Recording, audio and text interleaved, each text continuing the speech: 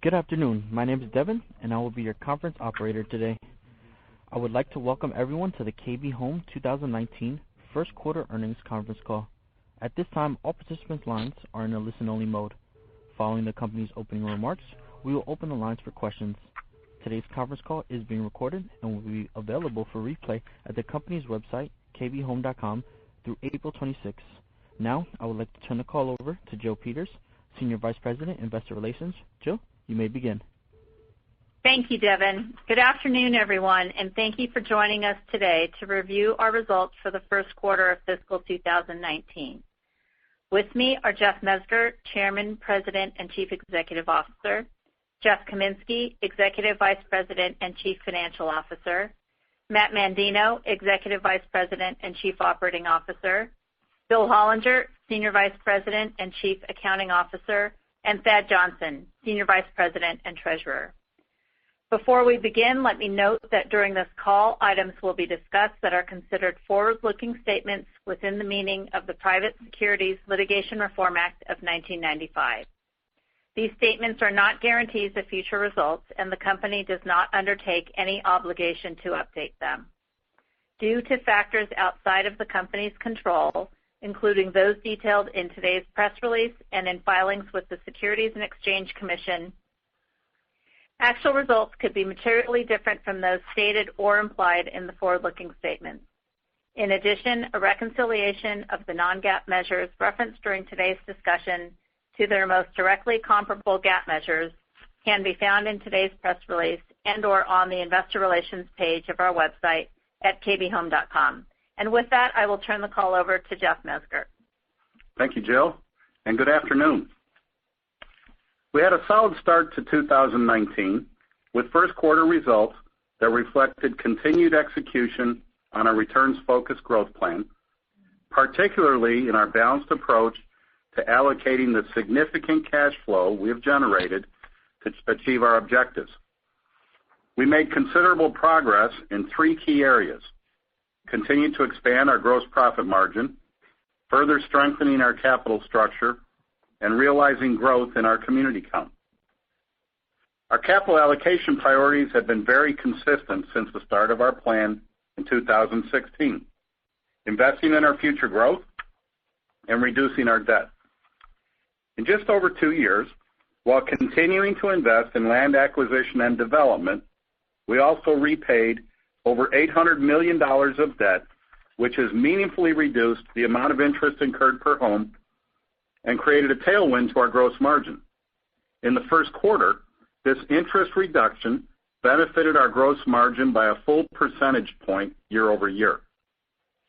During the quarter, we repaid the $230 million that was due on our convertible notes, decreasing our diluted share count by 8.4 million shares, which will benefit our earnings per share this year. Our debt-to-capital ratio in the first quarter was down about 500 basis points year over year, reflecting significant progress. An additional highlight for the quarter was our community count growth. While we began to see year-over-year growth in our average community count in the 2018 fourth quarter, we anticipated a bigger step-up in 2019 first quarter, and we achieved it. Our average community count growth of 10% reflected increases across each of our 4 regions, and both our average and ending community counts were the highest they have been in several years. Moving out from the quarter's results, as we look at the health of the U.S. economy, it remains on solid footing. Consumer confidence is high, the unemployment level is low, and wages are growing as employers compete to fill the considerable number of job openings nationwide. Household formation is another important indicator for us, with over 50% of our deliveries to first-time buyers, and it also continues to rise. Housing supply remains low due to both a multi-year production deficit of new homes and an insufficient inventory of existing homes, particularly at lower price points. Home prices have moderated recently, and interest rates have eased back down, improving affordability. Last week's announcement from the Federal Reserve signaling the likelihood of no further rate increases this year, should also help to sustain the favorable macro environment. Overall, the backdrop for the home building industry is positive, and we are optimistic about our ability to capture the demand for home ownership. Our net orders for the first quarter improved relative to the update we provided on our fourth quarter earnings call, progressing from a year-over-year decline of 15% for the month of December to a 4% decrease for the quarter overall. We saw market conditions beginning to improve in January, with further improvement in February, and we are encouraged to see the solid trends continuing in March. On a per-community basis, our net orders were 3.7 per month in the first quarter, a healthy pace that was more closely aligned with our 2017 first quarter as compared to the outsized pace we achieved in the 2018 first quarter. Based on current market conditions, we expect that our 2019 second quarter absorption rate will track in the range of the 2017 second quarter. Our net order value for the first quarter of $1 billion was impacted by two distinct mix shifts. Within California, we have a larger percentage of net orders coming from Sacramento and the Central Valley, which are lower ASP markets. And among our regions, the shift reflected a growing Southeast business. We view these mix shifts as short-term in nature and believe that as our community count expands and matures, we will revert back to a more normalized distribution of net orders. Our ending backlog was down 7% in units, and our backlog value of $1.7 billion was down 16% year over year. As to community count, the 24 new communities we opened in the first quarter contributed to our growth in average community count, which, as I mentioned earlier, was up 10% year over year. We have a large number of openings planned for the remainder of the year, particularly in the second quarter, which position us well to capture demand during the spring selling season. We continue to expect between 10 and 15% growth in our average community count for the full year. And while having more communities is important, offering more affordable product within our communities is also key.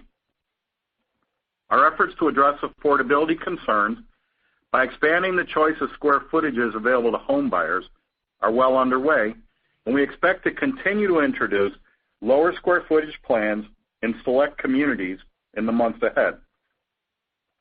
These smaller plans are incremental to, not in place of, larger footage plans and allow us to feature a lower starting price point in the community, widening the pool of interested and able buyers and driving traffic. A good example is our new Autumn Winds community in Riverside County, California. We added 1,400 and 1,500 square foot plans to complement our initially planned product lineup for this community, which had ranged from 1,600 to 2,400 feet. Since the opening, these two smaller plans have generated about 25% of this community's net orders, with the community operating at an absorption pace and gross margin above our company averages. This is a good illustration of how our built-to-order model enables us to be proactive and quickly moving with demand without compromising margins through the use of incentives. With our business model, we can solve for affordability by introducing smaller plans at lower price points while continuing to provide the choice and personalization that consumers value versus staying only with larger plans which may require discounting. Moving on to the regional commentary, our net orders were down 13% in the West Coast in the first quarter, primarily due to a decrease in net orders in the Bay Area. In the first quarter of last year, we had a strong absorption rate in this division with a number of very successful closeout communities that generated about 45% of the Bay Area's net orders for that quarter, which is quite unusual. In spite of the lower net order comparison, our absorption rate in the Bay Area, where we hold the top market share ranking, remain strong at 5 per month, well above our company average. Products that are priced affordably in this market continue to sell well. As an example, 2 of our newest communities in Newark and Alameda County contributed just over 50 net orders in the first quarter at ASPs of $1.3 to $1.5 million, which is considered affordable for the area. Elsewhere in the region, net orders in our Sacramento division, where we have a top 5 ranking, more than doubled, with growth in both community count and absorption pace. This result reflects our product positioning and focus on affordable, smaller square footage, traditional detached product. Sacramento is a market with steady demand and one that is experiencing a shortage of affordable product. Our pricing strategy is working well, with an ASP of just over $400,000, which is well below the median new home price of $490,000, and an appropriate premium to older, less energy efficient resale homes, which have a median price of $355,000. In Southern California, our coastal business, which includes Orange County and San Diego, has experienced some weakness. This is due in part to reduced demand from foreign buyers, although market pricing has remained relatively stable. As one of our smaller divisions in the region, our combined Orange County and San Diego business has a more modest impact on our overall results. However, we are watching the impact that market conditions along the coast have on our Inland Empire business. Our close-in communities in San Bernardino County, adjacent to Los Angeles and Orange County, continue to perform well, although we are seeing some softness as you move further inland. While the California market overall has slowed relative to 2018, it remains a good market for us, with an absorption rate in the first quarter that was above our company average. Last week's announcement that existing home sales for February in California increased at their highest rate of the past 6 months underscores our belief that this market continues to provide a solid opportunity for growth, especially at our lower price points. We are making strong progress increasing our average community count in the West Coast region. With 10 community openings in the first quarter and a higher number of communities slated to open in the second quarter, we expect significant year-over-year growth in our West Coast region's community count. In our Southeast region, net order value increased 27% on 25% growth in net orders. For the 4th consecutive quarter, every division in this region produced a positive net order comparison. We are pleased with the improved performance this region has been delivering and expect it to more meaningfully contribute to our overall results going forward. Before I wrap up, I'll share a brief recap on our project house at Inspirada in Las Vegas, which many of you toured during the Builder Show in February. It was a great example of the innovation we can bring to home building. While primarily an R&D initiative, the project house contains certain elements that are currently available in select KB Home communities in California, including air quality, circadian lighting, and water quality wellness features. And we expect to offer these features in other communities later this year. In addition, we are offering the solar battery storage from Tesla in certain of our West Coast communities. The project house also showcased how the KB Home Smart System, utilizing Google Assistant, can be integrated in the home. This system is being piloted in 4 of our markets as a standard feature in 2 communities each and as an option in all the other communities. We are tracking consumer preferences for standard features and options in these pilots as we work to expand availability across our footprint. We continue to believe there is a benefit to being an industry leader in offering sustainable, intelligent homes. In closing, we are well positioned for the year. We expect the first half of 2019 to reflect continued growth in our average community count, and while we are still early in the spring selling season, we are encouraged by the trends we are seeing. As a result, we are poised to generate year-over-year revenue growth in the second half of the year and cross over to year-over-year operating margin growth in the fourth quarter of this year due to operating leverage and an increase in our gross profit margin. With our continued execution, we are achieving the results that our returns-focused growth plan was designed to produce, and look forward to updating you on our progress as we move through the year. With that, I'll now turn the call over to Jeff for the financial review. Jeff? Thank you, Jeff, and good afternoon, everyone. I will now review highlights of our financial performance for the 2019 first quarter, as well as provide our outlook for the second quarter. While the year-over-year reduction in our net order and backlog values during the second half of last year negatively impacted our first quarter housing revenues, SG&A expense ratio, and operating income, we believe we are well positioned for the remainder of 2019. We are anticipating several factors to positively impact the business in the second quarter, including opening over 35 new communities, attracting incremental home buyers with our additional offerings of smaller floor plans designed to address affordability concerns, and generally stronger demand resulting from increased consumer confidence and steady interest rates.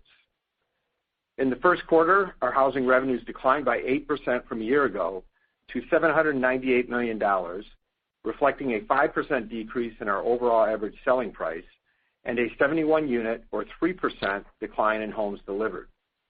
The primary driver of these decreases was the lower first quarter unit deliveries in our West Coast region, along with specific community mix impacts within our Bay Area operation, particularly the absence of 6 communities with average selling prices of $1.1 to $1.8 million that closed out in 2018.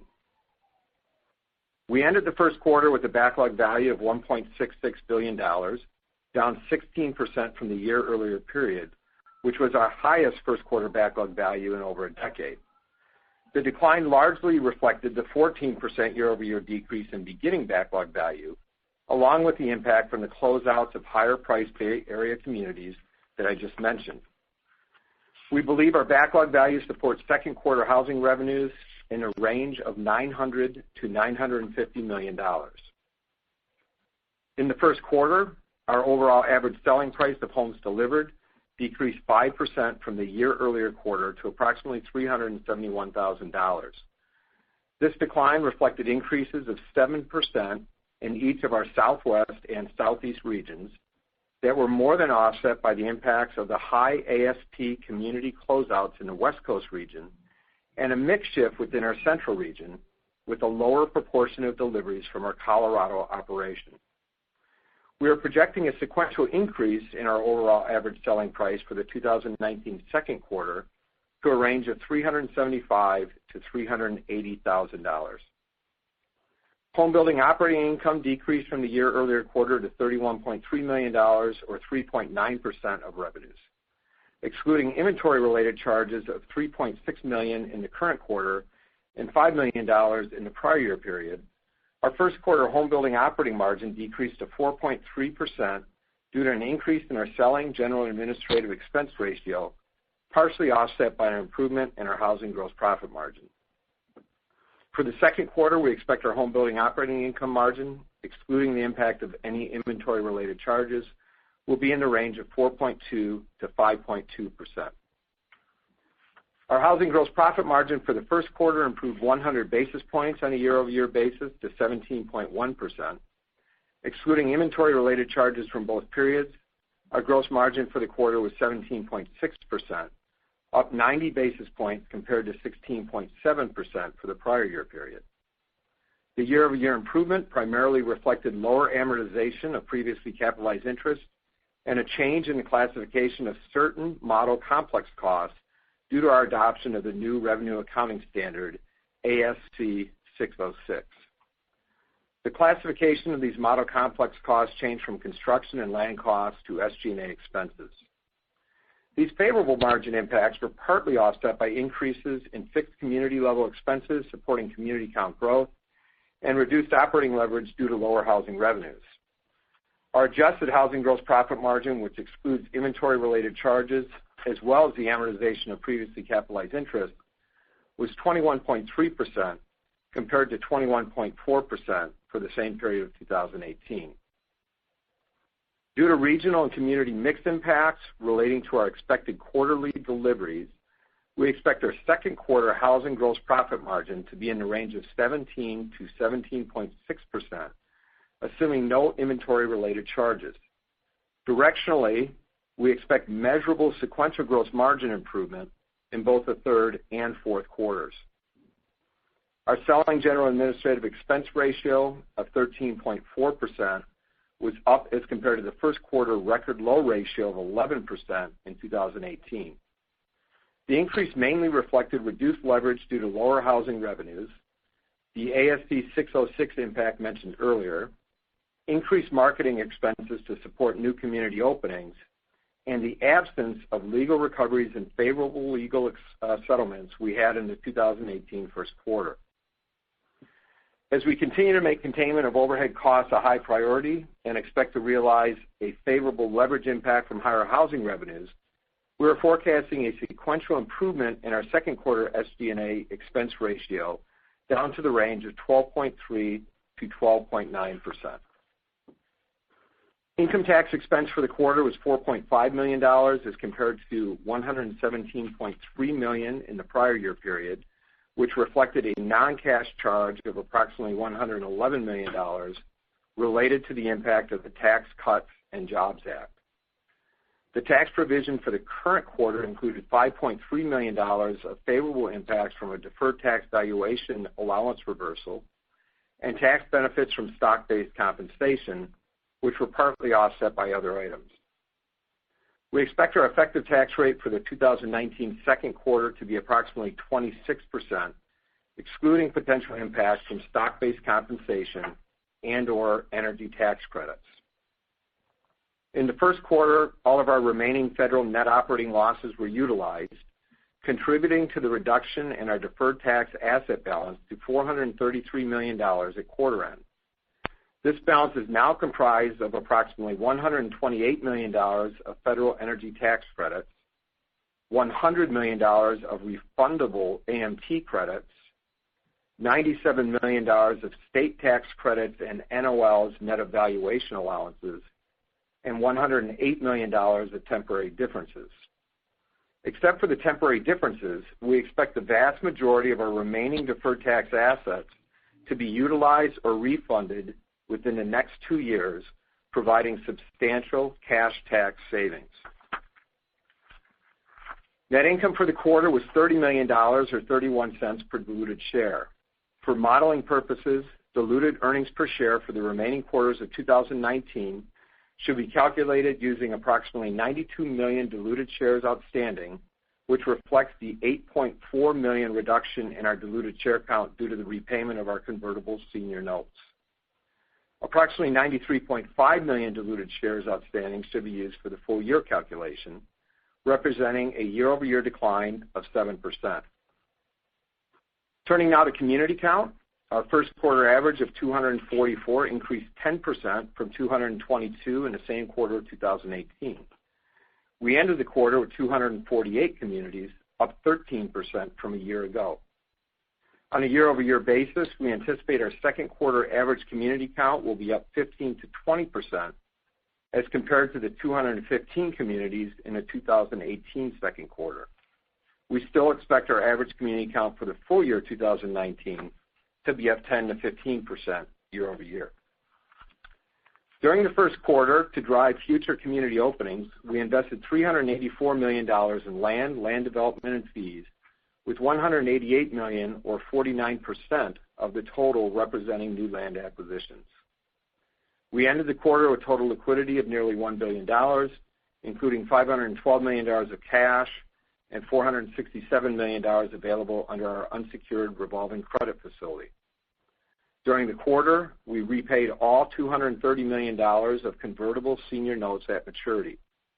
We also issued new debt for the first time since early 2015, raising approximately $400 million in net proceeds from 2 concurrent public offerings of senior notes.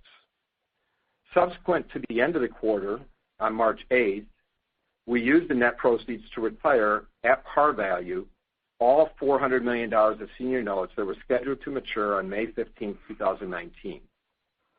As a result of these transactions, we have already exceeded our $200 million debt reduction goal for the year. At quarter end, our debt-to-capital ratio is 50.9%, and our net debt-to-capital ratio is 44.3%. On a pro forma basis, adjusting our quarter-end debt balance for the March 8th redemption, our debt-to-capital ratio of 45.9% improved by 380 basis points as compared to year-end 2018.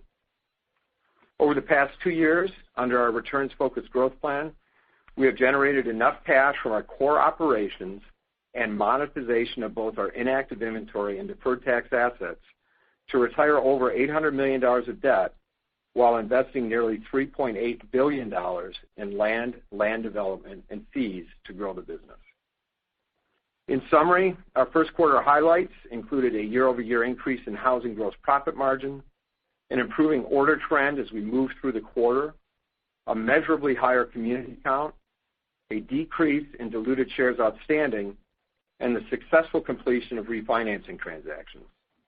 We expect to generate sequential improvements in our financial performance during the remainder of 2019 as we continue executing on our returns-focused growth plan. We will now take your questions. Devin, please open the lines. Thank you. At this time, we will be conducting a question-and-answer session.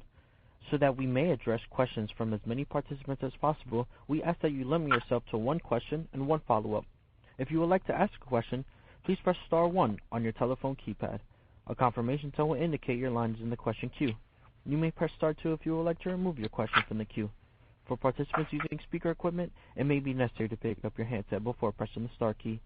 Our first question comes to the line of Stephen East with Wells Fargo. Please proceed with your question. Thank you, and good afternoon, guys. Congratulations on a good quarter in a very tough environment. And I guess I'll start with that tough environment. As you all looked at, your gross margin was better than we expected. Your California orders were better than expected. As you look at the incentive environment, what are you all seeing in your primary markets? And I'm thinking more about California, but if there are other markets you need to talk about, go ahead. And then how are you all responding on that incentive front versus what your competitors are doing? Stephen, as you would expect, it's a mixed answer depending on where you are in our business, in our footprint. But I would say at a high level, our sense incentives in November, December were pretty aggressive. A lot of builders were clearing their year-end inventory and whatnot. We stayed out of that game. We held to our business model and worked on sales. And while our sales were off in December, we elected to wait and see what January and February would bring to the business. And as sometimes you're lucky, but the business showed right back up again in January and February. I think it's a combination of the start of the spring selling. Interest rates came down, the consumer feels better, so demand came right back. And at the same time, I think builders backed off of their incentives a little bit. As we talk with our management in any given city, somebody's out there doing something to clear inventory, but it's not broad-based like it was in the fourth quarter. But we stayed away from the incentive game. As you know, we're more focused on giving the best price and value, let them create their value in the studio. And we've attacked it more by offering lower footages and holding to our value proposition. Okay, gotcha. And on that demand front and offering the lower square footages, it sounds like you're seeing a pretty good take there. As you looked at the progression through the quarter, and you gave us some good info there, as you got into March, it sounded like you were seeing the same acceleration. Is that a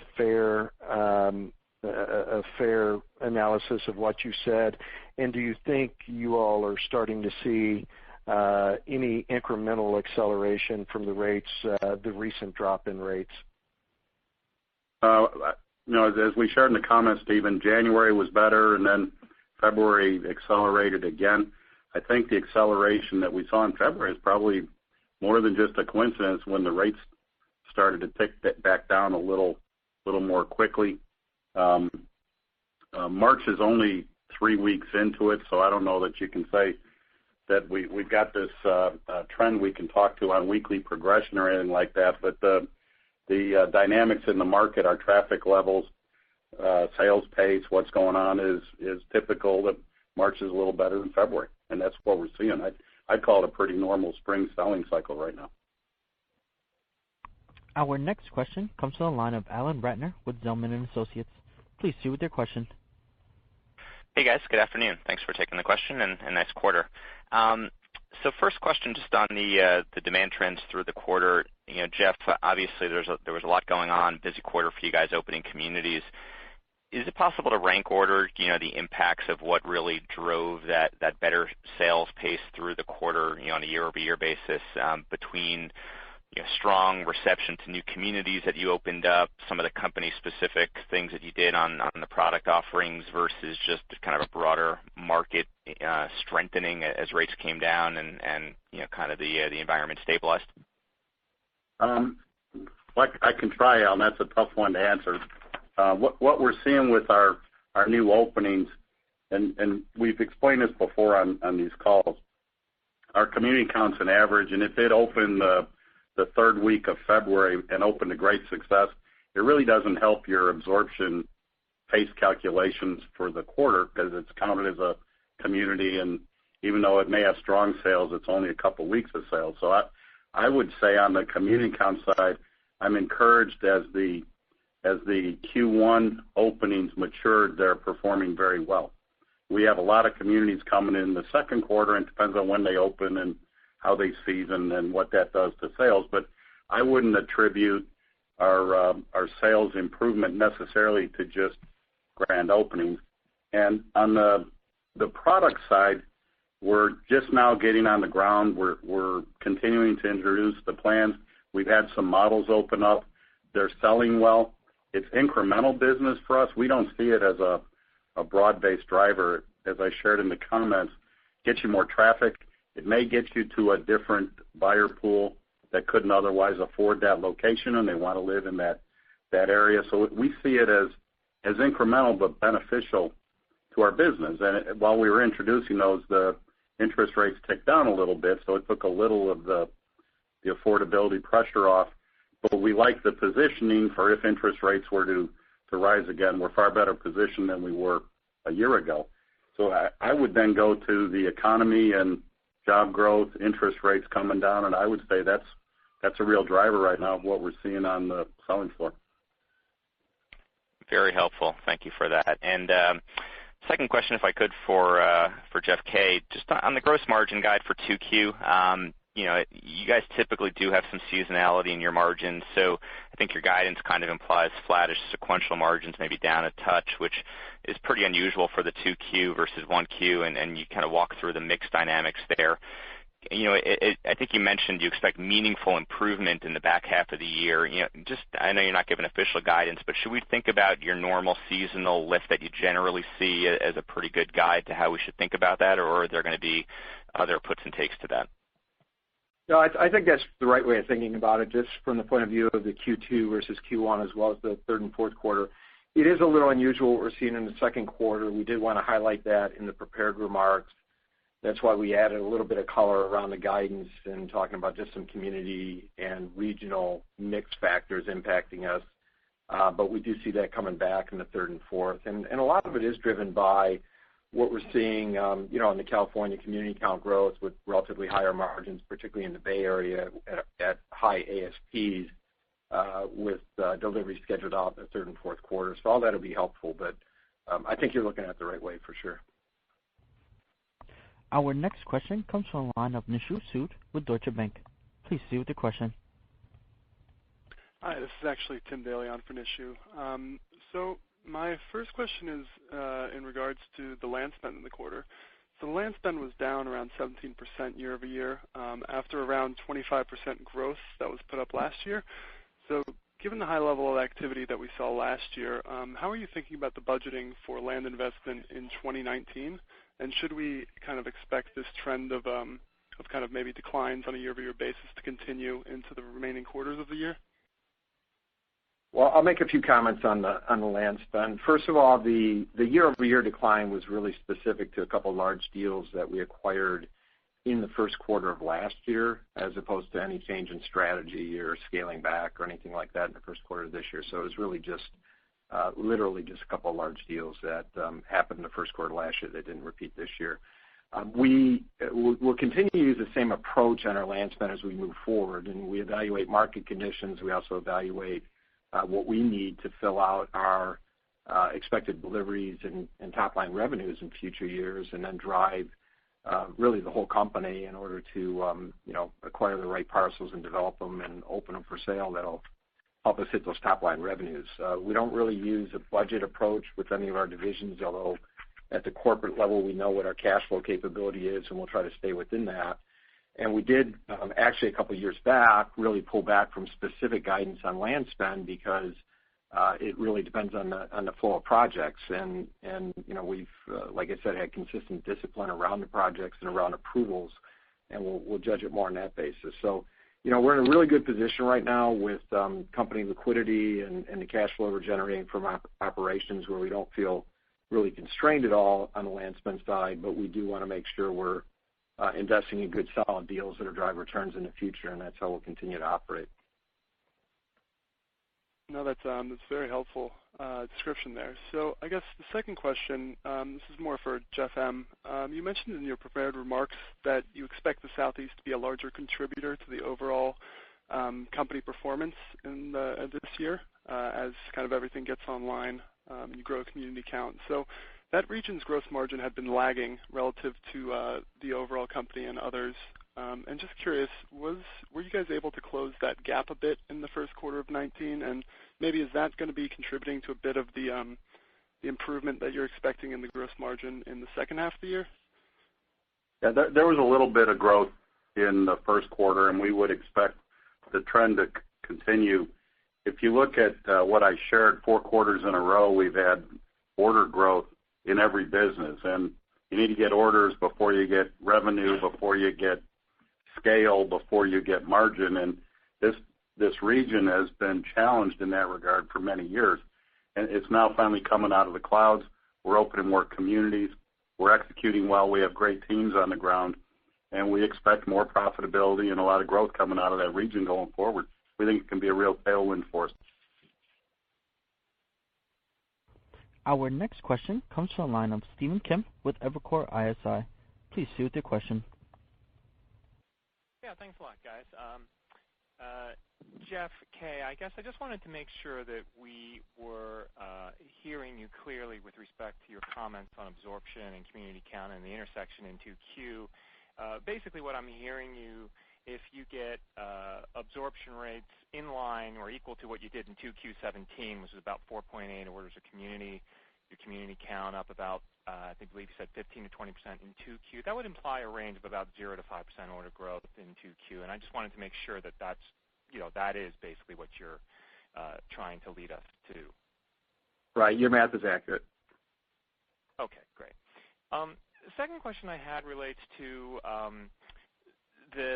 the recent news about FHA making some tweaks to the scorecard. The analysis we've run suggested you have about 10% of your business with FHA higher than DTI, with DTIs higher than 50%. I was wondering whether or not what your view was on the willingness of the company to increase exposure to product with consumers that may be using high DTIs like that, and if that's something that you've kicked around, in the C-suite with respect to this change that happened, and just to get some context from your perspective as to that recent change. Sure. So, Stephen, let me make a few comments. We didn't touch on this in our prepared comments, but we're really pleased with the progress that we're seeing in our execution in our joint venture with Stearns. Our capture rate, retention rate, whatever you call it, in the quarter was the highest it's been since we started. We're up in the 64% range, and it's growing by the quarter, so we're having higher customer service levels and more predictable deliveries, which is a good thing. And I wanted to reference a JV in that the underwriting is done by Stearns, not KB. We have no influence whatsoever on the underwriting. If you look at our current book of business, our FHA is about 24%, of our overall business. And within that, as we analyzed our backlog, less than 5% would have been kicked out to the manual underwriting instead of what they call the black box underwriting. So it's 5% of 24%. It's really not much of a percentage of our overall business at all. So we don't see that as a big mover for us, or frankly the industry and the resale business, relative to cutting off demand or tightening underwriting. I don't think it's that big of a thing. I think it's more FHA trying to balance out their risk in their portfolio. Having said that, what we're also seeing in our borrower profile is improving credit metrics. I was noticing this morning our FICO scores are up, our LTVs are going down. The credit profile of our buyers actually been strengthening, and we're not displeased with our sales. You always like more sales, but we don't see the need right now to go stretch anything on the underwriting. We're doing just fine with the current loan programs that are out there that are conforming loans for the most part. Our next question comes from the line of Mike Dahl with RBC Capital Markets. Please see with your question. Hi, thanks for taking my questions. So first question on the absorption environment, and I think Steve just touched on it in terms of what it implies for 2Q specifically, but also just wanted to ask again around kind of the demand environment. Jeff M., you talked about it being a pretty normal spring. And if I look at that sequential improvement in 2Q versus 1Q absorptions, kind of looks that way as well compared to history. If we comp to 2017, I think you guys were doing a little under 4 sales a month for the entire year. Do you think that's a reasonable way to think about the balance of this year, or do you think just based on the improvement that you've seen in March, you have the potential to kind of accelerate through and potentially do better than normal seasonality in the back half? Yeah, what we continue with our strategy of balancing price and pace with every asset. Over the last few years, we've kind of optimized at 4 a month, and we'll take more margin if we can above the 4 a month. And as you look back and compare 18 to 19 for us, in 18, pretty good market conditions, and we actually built a bridge to revenue growth by running communities a little faster. And the strategy was, we have to do this to keep growing revenue until we can achieve the community count growth that we've been chasing for a few years. We've now done that here in the first quarter. I shared in my comments, we have the highest community count, not for a quarter, for the whole year in many years right now, and we expect it to continue to grow. So we have more communities to farm our sales growth from, and I don't think you'll see us necessarily go much above the 4 a month on average for a year. It may spike above it this quarter or be a little below that quarter, but we'll continue with our 4 a month targeted discipline and try to go for margin above that. Okay, got it. That's helpful. And that's certainly a good thing on the community count. In terms of the second question, shifting over to the margin side, I guess a two-part question for Jeff K. Could you remind us, I think the guide had been that this accounting shift would impact gross margins by 50 basis points and SG&A by 70 basis points in 1Q. I guess first, is that in fact what the impact was? Second, kind of how should we think about that in the context of the 2Q guide? And then I guess this would be third part, the interest amortization, obviously a huge benefit year on year in 1Q. I think you've talked about it being a little more modest for the full year in the past, but just any update on how we should be thinking about cap interest for the year? Sure. I'll take your 3-part single question. No problem. So as it relates to Q1, yeah, we did guide 50 and 70, and we were off a little bit on both of those. Actually, the margin impact was a little more favorable than we had anticipated, and the margin impact was about 70 basis points. On the SG&A side, it was actually a little more negative than we anticipated. We thought it would be a 70 basis point hit to SG&A, and it was actually about 100 basis points. So the net operating margin hit we took in the first quarter due to the accounting change was about 30 basis points. And again, just as a reminder, the reason for it is the model expenses have now, with the new accounting, converted from a variable cost to a fixed cost, so they get more impacted by top-line volume, and that's what we saw in the first quarter. The second quarter, we think, will be right around those same numbers that we saw in the first, 70 basis points on the gross and 100 basis points on the SG&A. And then we should see those turning in the third and fourth quarter. And basically, what we think is the gross margin will stay relatively stable because it was a variable cost in the past. So we think that 70 basis points will probably be about the impact for the full year. But the SG&A with the higher revenues in the third and fourth quarter should reduce an impact so that by the end of the year, full year altogether, we may see a slightly negative, maybe 10 basis points, maybe 20 basis points negative to operating margin overall. Obviously, over the medium term, that goes to zero because, the expense is the expense, and it's just a different way of accounting for it now. So that's really how we're looking at that side. It probably covers your question on the 606 change. On interest amortization, good news on that as well. We were, kind of expecting about a 50 basis point uptick, and we came in much more favorable than that, up at 100 basis points for the first quarter.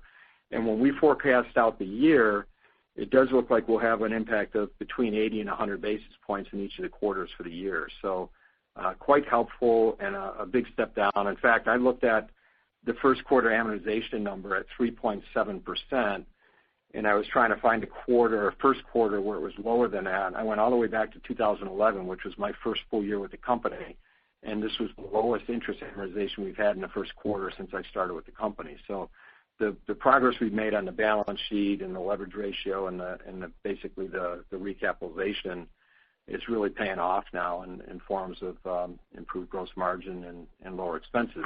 The other fact point on that is incurred interest from the point in time when we launched the returns-focused growth plan for the full year 2016 compared to the full year 2019, incurred interest will be down by over $50 million. So really significant impact from what we've done over the last few years. Our next question comes from the line of Jack Micenko with SIG. Please proceed with your question. Hey, good afternoon. The land sales in the quarter were a little bit larger than you've seen, and I just want to drill on that a little bit. Is that an acceleration of some of the monetization of some of the lower margin lots that are still left out there, or is there something else? And how do we think about that through the balance of the year? Right. It was a bit unusual. I mean, I would say, they were ordinary course sales. We don't have really that many ordinary course sales, and they came from acquiring a couple parcels that had either more lots than we cared to try to work through, or in one case, part of the parcel was actually built or entitled for an apartment building. And so we made that sale to an apartment builder. The other ones were just lot sales to reduce some exposure. So it really wasn't related to the reactivation strategy or the that side of things at all. It was just normal course. It just happened to be lumpy in this quarter. Okay. And then, the quarter really sounds like it was maybe really the tale of two quarters in terms of the difference in activity from beginning to end. Was the pause in November, December, was that enough to meaningfully change the labor environment and pricing power? Just curious, about any labor observations you guys have over the last 3 or 4 months since we last talked. It's a little spotty depending on the market. We are hearing anecdotally of more labor availability. I've actually, in some markets, seen where apartment starts are way down. That may have freed up some of the labor. Labor's still tight, but it seems to be easing a bit. And one of the initiatives we're on right now as a company is to expand our labor base and shrink back some of the build time we lost with the labor pressure we saw over the last few years. But costs are still going up a little bit, but labor is a little looser than it was 6 months ago. Our next question comes from the line of John Lovallo with Bank of America Merrill Lynch. Please proceed with your question. Hey, guys. Thank you for taking my questions. The first one here, you guys indicated that the second quarter gross margin would be flat to down slightly, and then third quarter and fourth quarter would step up pretty nicely seasonally. I mean, is it fair to think that the seasonal step up in the third and fourth quarter could be more pronounced than usual, given the amortization benefit that you talked about, and also I think lumber should start flowing through at that point as well? I don't know. I don't know how much detail we want to get into it. I mean, the reason we made the comment on the back half of the year was because it was a little unusual to see a second quarter step down. We're still not really providing full year guidance for a couple of different reasons. We're not sure how the spring is going to, finalize. I mean, we're still kind of right in the middle of it, beginning phase of it. And second, the third and fourth quarter deliveries, a lot of those deliveries are going to come from communities that had either just opened for sales or are going to open for sales in the very near future. So it's all pretty hypothetical right now. We do expect to see a big mix shift in communities between what we have opened this year and last year, for no other reason, just from the pretty large step up in community count that we're seeing. So I don't know that I'd predict anything outside of the normal, and at the moment we're not even really going that far. We just wanted to give some directional flavor or color around what we think will happen in the third and fourth quarter.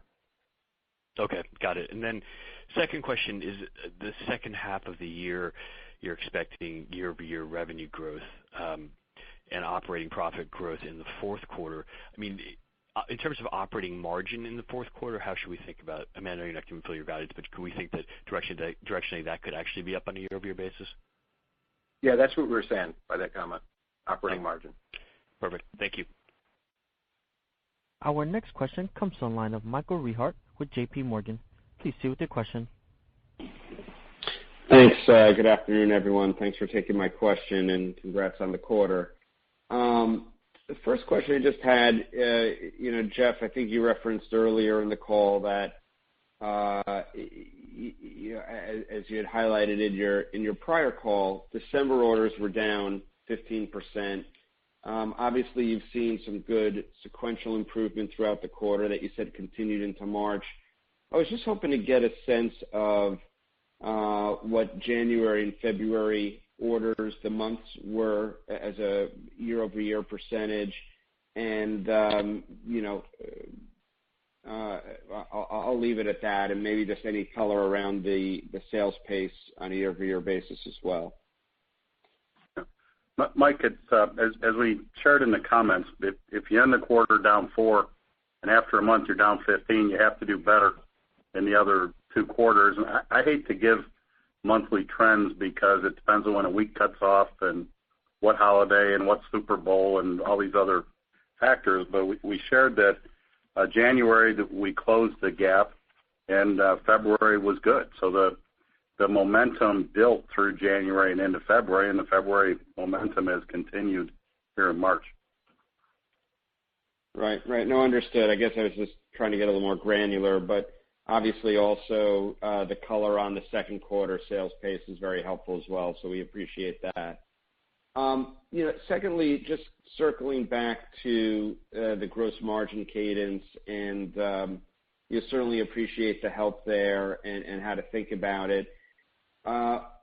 When you mention the significant increase that you expect in gross margins in the back half, which combined with revenue growth, you'd expect operating margin improvement in 4Q year over year. I was just trying to get a sense, I think most people would be kind of interested if that would be more driven by an improvement in gross margins year over year, or more SG&A, maybe breaching below 9% what you did in 4Q18, or would it be a combination? How are you thinking about the bigger drivers of that operating margin improvement at this point? Right. Well, let me just walk you through a few things relating to gross margin first, then I'll talk a little bit about the SG&A side. When we look at the back half of the year, we have a number of what we think are tailwinds that we'll see coming at us, or behind us, I should say. We'll see increased leverage on our fixed costs. We'll see continued good news on a year-over-year basis from the 606 adjustments. So it's about 70 basis points a quarter. I highlighted and detailed out the interest amortization gains that we're expecting. We'll see mix shift both regionally and within communities that will go towards higher margin communities in the back half. And at least for the second and third quarter, we'll see some benefit, I believe even more benefit from the lumber cost reductions as we're on a look-back cost on our lumber costs as a business. So as we're closing the homes where the lumber cost was at the trough, we'll see some good news there. Who knows where it's going over the next few months, but at least for the next 3, 4, 5 months, whatever, we'll see some positives. On the headwind side, the things we don't know right now. Where's pricing power going to be at as we move through spring and through the back half of the year? We think that's less of a risk now than it was maybe last quarter because of recent rate moves. So that's a good thing. We're seeing more or less normalized input cost inflation, so it's not out of bounds there, and particularly when you combine it with the lumber cost decreases, that's really well controlled right now, although that is still potentially a headwind. And the largest unknown for us right now is just how the new communities perform on opening. We know where we underwrote those communities. Oftentimes, when you open, you're a little bit under your underwriting standard as you're trying to get sales going and you're trying to get some activity going in those new communities, and it comes up to average, and then towards closeout, you're higher than average on the closeout. So that's a big unknown for us. But those are some of the tailwinds we have on the margin side. On the SG&A expense side, I don't think last year's numbers are within range just simply because of the accounting reclass. With all the costs going down from cost of goods sold into the SG&A line, I think that's going to be a tough one to overcome. On the other side of that, however, what we're seeing in the earlier parts of the year is we're making a lot of investment into the business to support this growth, both to get the communities open and then to market those new communities and everything that goes along with it. So there's a lot of investment for growth. We're seeing that in a big way in the first 6 months, and we should see some of that pay back in the back half as we get better leverage off higher revenues. So, to answer the question, I guess, just really briefly on the operating margin in the fourth quarter, I think it'll be driven by improvements in definitely SG&A expense sequentially as we go through the year and gross margin on a year-over-year basis by the time we get to the fourth quarter. So hopefully that helps. Our next question comes from the line of Scott Schrier with Citi. Please proceed with your question. Hi, good afternoon. I wanted to ask a little bit if you could talk about the role that weather played in California, whether from a community opening standpoint or traffic or activity, and if you've seen a rebound and if any kind of weather has caused any issues in terms of the pace you expect to open communities in California in the balance of 2019. Well, weather, we stayed away from it because we know it just sounds like an excuse. And everyone knows we've had a lot of weather if you go back to last fall and hurricanes and all the rains and fires we've had here. The snow in Colorado a couple weeks ago had an impact on our communities there. So we've been taking the hits, if you will, on delays in getting communities open, and that's in part why we're a quarter or two behind in our community count ramp up, and now it's finally here. The guidance that we've given you for where we're headed right now with the community growth and our revenue growth and all that is tied to our current assumptions on what it's going to take to get communities open, when do they open, and how much will they drive revenue. So weather is out there. We're just continuing to fight it and manage through it best we can. Thanks. And then for my follow-up, I wanted to ask about your earlier comment on creating value in the design studios and taking into account lower base prices with respect to smaller plans. What are you seeing there? Are you seeing that because maybe the base prices or the smaller plans are there, that folks are maybe buying more in the design studios, or conversely, are they still pulling back? And just thinking about any kind of gross margin impact that you might extrapolate from those trends into some of the commentary you talked about for gross margins going forward. It's a good question. As I shared, we're early in the rollout of these plans, so I don't know that we have enough data yet to pick up on any trend. I shared that it's incremental business for us and it's helping with traffic and marketing. If it's 3% of our sales for the year, it's not going to move the needle at all in the studios. If it's 10% of our sales, it might a little bit, but we're seeing our studio revenue as a company hold pretty standard. And I like to remind people, it's not just the price point you're at. It could be a 2,000 square foot home for $1 million or a 2,000 square foot home for $200,000, and the carpet is the carpet in the home. So it doesn't necessarily go to the price point. It goes to what people want to put in a similar footage home around the country. But so far, over the last couple of years, our studio results have held pretty steady. Our final question will come from the line of Matthew Bouley with Barclays. Please proceed with your question.